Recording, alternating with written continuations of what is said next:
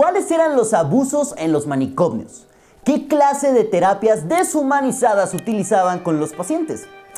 ¿Y cuáles eran las razones por las cuales se te podía internar en un asilo como estos? Los manicomios han sido el lugar donde mandamos a las personas con algún padecimiento mental a que se curen o de menos a que sean tratadas. Uno esperaría que un lugar dedicado a la salud tuviera mejores tratos y procedimientos con sus pacientes. Pero la verdad es que los manicomios han tomado fama de ser lugares llenos de abusos, malos tratos y lugares donde se experimenta cruelmente con la gente.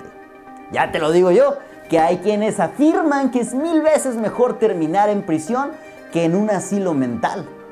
Durante muchos años hubo mucha ignorancia respecto a los padecimientos mentales y se ha llegado a emplear toda clase de tratamientos tortuosos que nunca llegaron a tener éxito, pero que con esas se juraba que servían. Vamos a explorar lo que han sido los manicomios y cómo estos han sido una verdadera casa de los horrores. Hola, bienvenidos a Curiositlán, soy Fernando Besauri y estos son datos curiosos sobre los manicomios. Número 4. Idiota o lunático. Durante el Renacimiento no había casi nada de conocimiento sobre padecimientos mentales y la línea entre una persona con problemas y una que no los tenía era muy delgada, ya que habían muchas razones por las cuales podías ser encerrado en un instituto mental. Una de esas razones era si eras considerado un idiota. Sí, la idiotez se consideraba locura en aquellos tiempos y las personas podían internar a su familia si consideraban que ésta era un idiota. Podían llegar a diagnosticarte con idiotez congénita, literalmente que habías nacido idiota. Así que cuidadito y decías o hacías alguna barbaridad porque esto ya era motivo suficiente para meterte en un manicomio. Imagínate poder internar a un político por idiota. Hubo toda clase de razones absurdas para internar personas en centros psiquiátricos. Incluso podían encerrarte por alcohólico, ya que por mucho tiempo el alcoholismo fue considerado como locura. Las mujeres eran las que la tenían peor, ya que sus esposos podían encerrarlas por cualquier desviación de la conducta.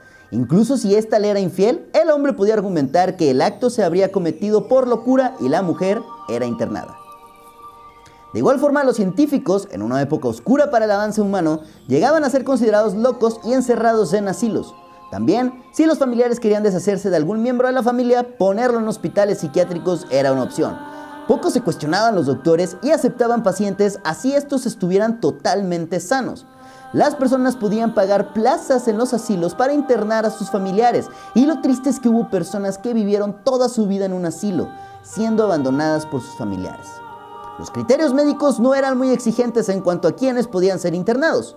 Fueron varios siglos los que tuvieron que pasar para que el ser humano comenzara a comprender los padecimientos mentales de manera asertiva, pero el camino a este conocimiento ha sido oscuro e inhumano. Número 3. Un hospital que parecía prisión. Los centros psiquiátricos han evolucionado mucho. Hoy en día las instalaciones y el cuerpo médico están mucho mejor capacitados para albergar y tratar a los pacientes, pero no hace muchos años esto era totalmente diferente. Los asilos verdaderamente parecían prisiones, y es que antes las ventanas estaban abarrotadas. Las puertas de los dormitorios eran cerradas con candado y para acceder o salir del lugar había que pasar por varias puertas y cuerpo de seguridad. La comida era repugnante y a muchos pacientes solo les daban de comer una vez al día argumentando que era parte del tratamiento. No habían momentos al aire libre y muchos enfermos eran encerrados en un cuarto sin ventanas por varias horas.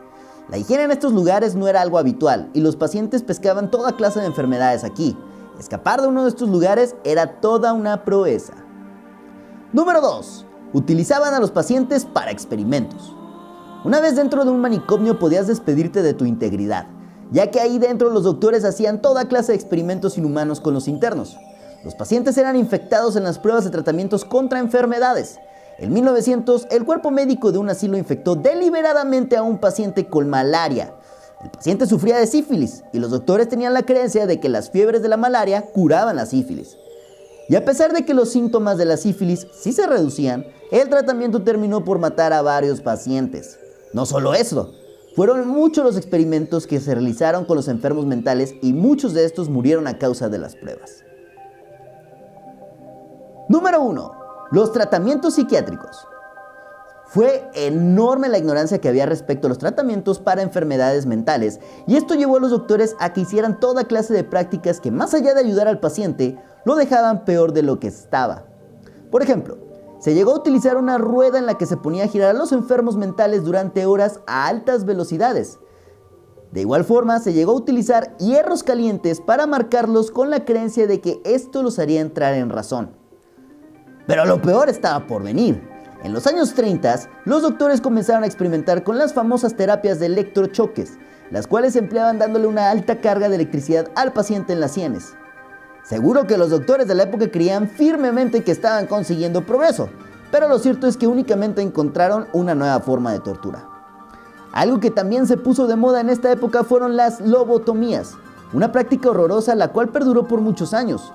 Las lobotomías consistían en amputar los lóbulos cerebrales y en su época fue toda una revolución psiquiátrica. Incluso su creador, Antonio Egas Moniz, fue premiado con el Premio Nobel de Medicina.